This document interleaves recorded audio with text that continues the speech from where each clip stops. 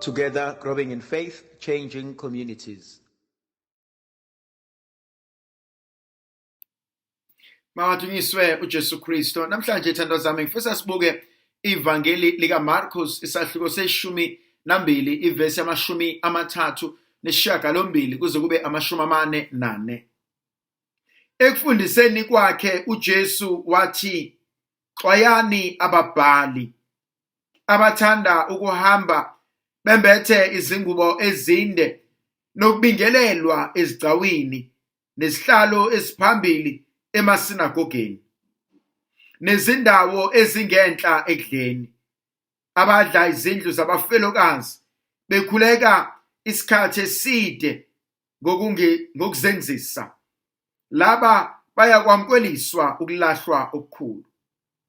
Wayesehlala phansi maqondana nomphongolo womnikelo, wabuka isixuku sibeka umnikelo emphongolweni. Abaningi abacebileyo babeka kakhulu. Kwase kufika umfelokazi ompofu, wabeka amafadigi 2 okuyisitebela nje.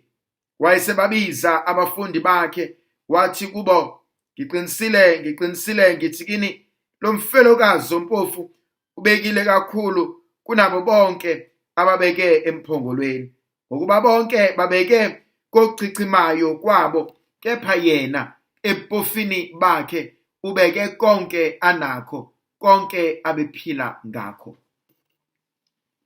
Thandwa zami, yangithinta indaba uJesu ayivezayo nakhuluma ngayo. Uthi xwayani ababhali.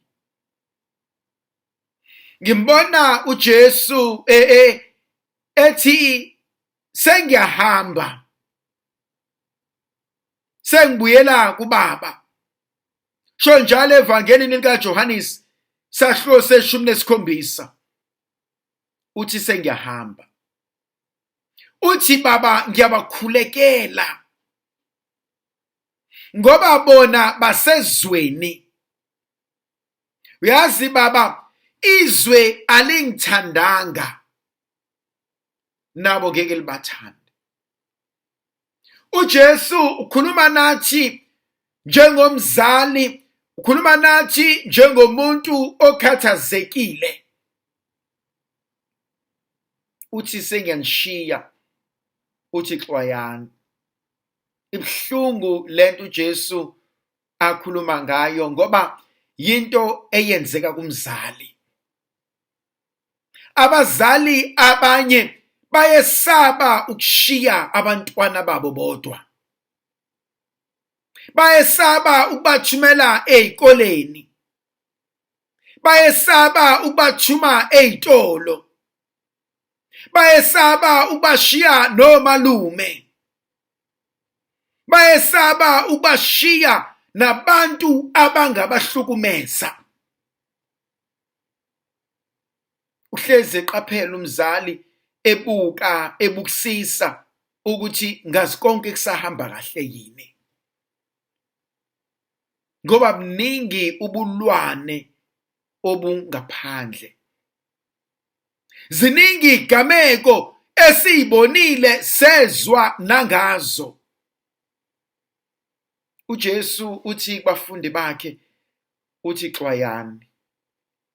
Uthi manini ningabe zingane. Yebo siyakholwa ukukholwa. Yebo senginifundisile konke. Yebo senginembathisile amandla. Kodwa kusibo bonke abafuna ukunibona nisimama. Akusibo bonke abafuna ukunibona niphumelela. Kuzoba khona abantu abazolwisana necebo likaNkulunkulu empilweni yakho. Kuzoba khona abantu abazolwisana nesibusiso uNkulunkulu akuphe sona empilweni yakho. Bangaka abantwana bethu abadidekile endleleni, abenze izinto esingabafundisanga zona la ekhaya, ezweni esiphila kulona. Bangaka abantu abathathe okulihlazo bakuphakamisa njengento ekumele engabe inconywa abantu bonke. Angenza umzekeliso nje izithandwa zami. Kade ngikhunjuzwa ubrother Nka kanye nobaba uHadebe. Khona intshumayelo engangikade ngiyenzile entshongweni about 4 or 5 years ago. Ngiyabuza ukuthi labantu abenza ama-baby shower, ngithe yani i-baby shower? Uyazi njengesizwe, njengabantu bakaNkulunkulu, sesithatha into eyihlazo neyichilo and we've normalized it. Sesikwazi ukucelebrate ukuthi well done mntanami, umithile, wakhulelwa, ungashadanga. And abangani bakhe beze bazo-celebrate nawe, nathi siwumndeni sizokhipha imali, senze sure ukuthi kuyajatshulwa ukuthi wena awubanga naso isimilo, wena ukhulelwe.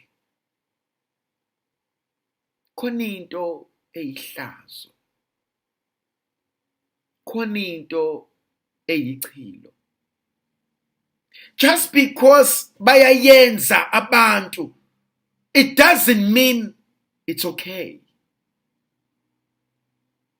Abantwana bethu sebephuza badakwe baze balale la bedakwe khona. Sebekwazi ukudayisa ngemzimba ukuze bathole utshwala. Obaba abazalayo sebekwazi ukulala nezingane zabo ebahlangana nazo otshwaleni ukuze bakwazi ukuthi bayifundise, bakwazi ukuyithengela utshwala. Umuntu omdala umingane umuntu omdala mayibingelela ingane ezinye seyiphendula ngenye indlela ngoba zazi noma ungibingelela ungincoma ngoba uncoma ingane noma ungincoma ngoba naku uncoma intombi. Kunezinto esizalwe sakhula ziyichilo, ziyihlazo, kodwa kubukeka namhlanje ngathi sesizamukele. Yebo impela umhlaba uyashintsha, impela siyakhula, kodwa ihlazo liyohlezi lilihlazo.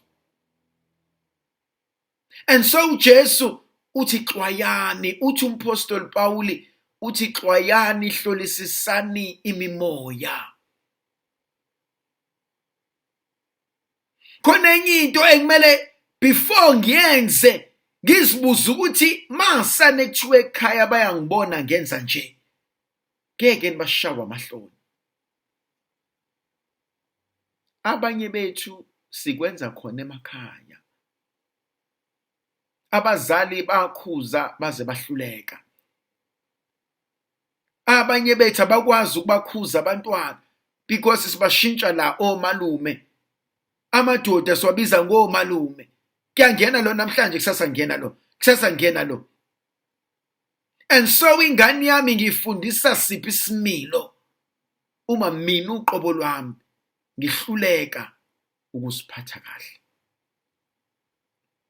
Jesu namhlanje usinika inkonzo yokuthi asenzeni kodwa siqaphele. Sisiyeke lenkonzo yokuthi vele bonke bayakwenza. Hayi vele isimo sesiyavuma. Thandwa zami, khona into eyihlazo neyichilo ekumele uNkulunkulu asisize kuyona.